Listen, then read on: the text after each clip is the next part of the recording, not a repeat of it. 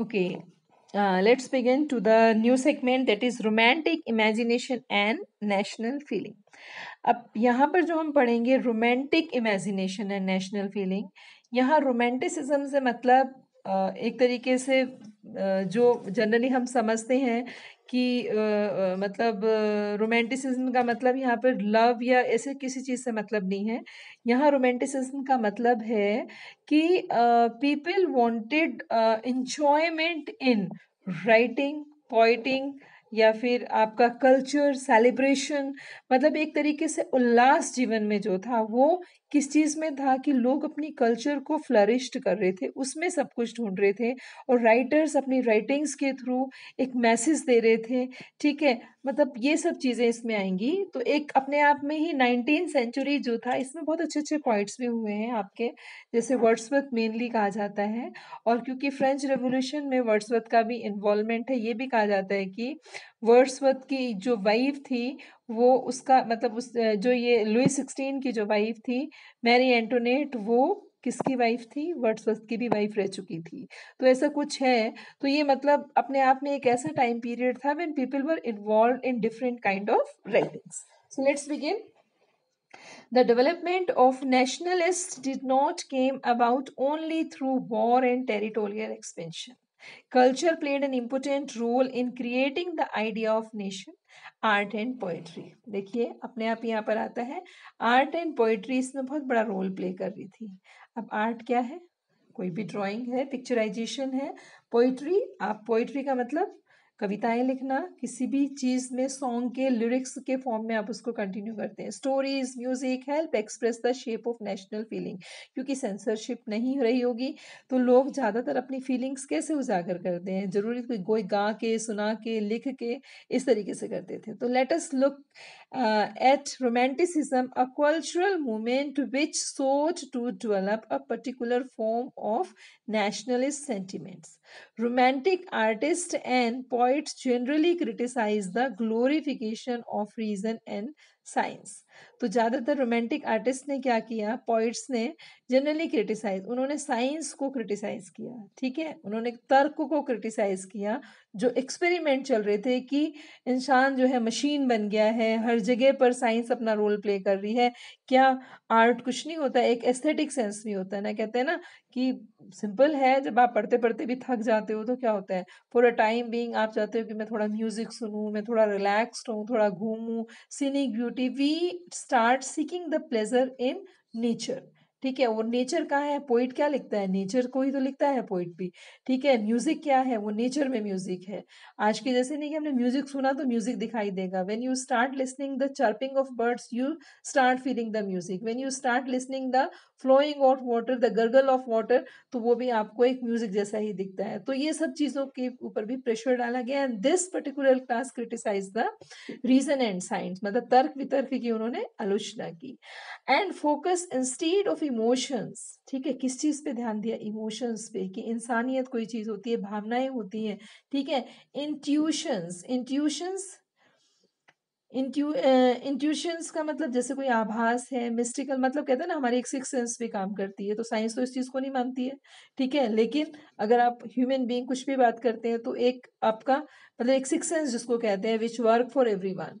Mythical feelings, mythical feelings का मतलब कोई चीज है रहस्य, उसको जानना अच्छा लगता है, जैसे कि mystical things like God and beyond this word, spirit and beyond spiritual way of living, like all. So their effort was to create sense of shared collective heritage, a common culture passed as the basis of nation.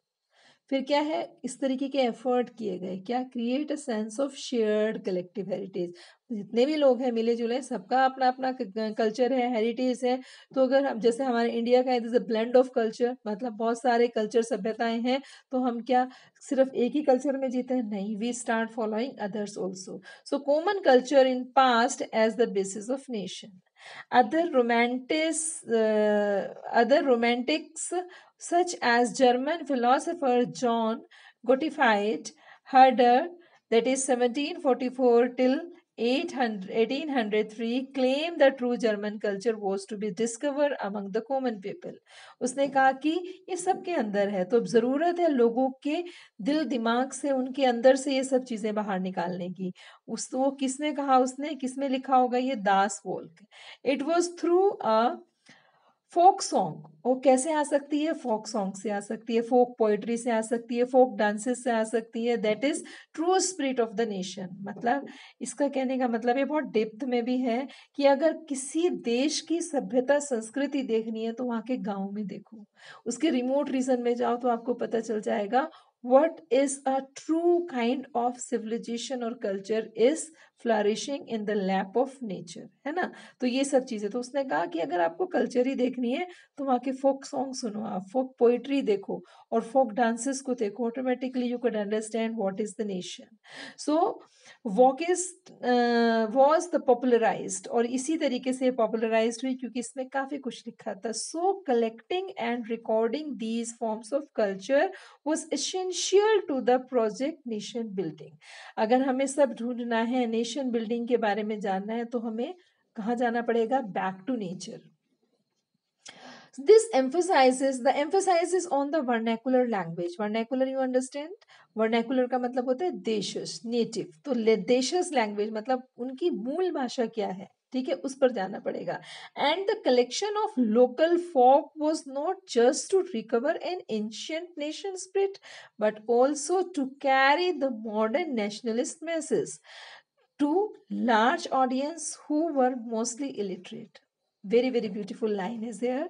मतलब पहले time में, आज सब पढ़े लिखे हैं लेकिन उस टाइम ऐसे ही कल्चर रही होगी जैसे इंडिया में है कि जो लोग इलिटरेट हैं वो शायद बेटर बता पाएंगे, ठीक है। Ancient national spirit but also caring the modern national message to the large audience. उन ऑडियंस की बात करते हैं जो कि इलिटरेट है, अनपढ़ है। The specially this was specially so that case of Poland and which had been partitioned at the end of the 18th century by the great powers, ठीक है। 18th सेंचुरी में ये जो अलग हो गया था पोलैंड, किससे, रशिया से, पर्शिया से, ऑस्ट्रिया से, ये ग्रेट पावर थी उस टाइम पर।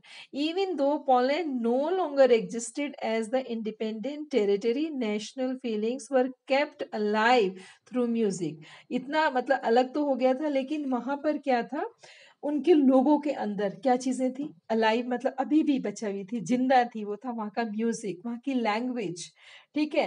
Carol and Karpinski for example celebrate the national struggle through his operas and music, turning folk dances like the Polonaise and the Mazurka. These two words are very very important. Some short questions, very short question are related that on into the nationalist symbol। तो वहां पर अभी भी लोगों के अंदर में जो वहाँ की लैंग्वेज थी, म्यूजिक था, वो भी विद्यमान था, ठीक है।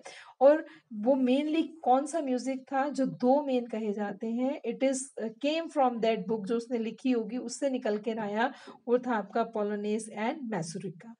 सो इस वीडियो में इतना ही, नेक्स्ट वीडियो में हम और डिस्कस करेंगे।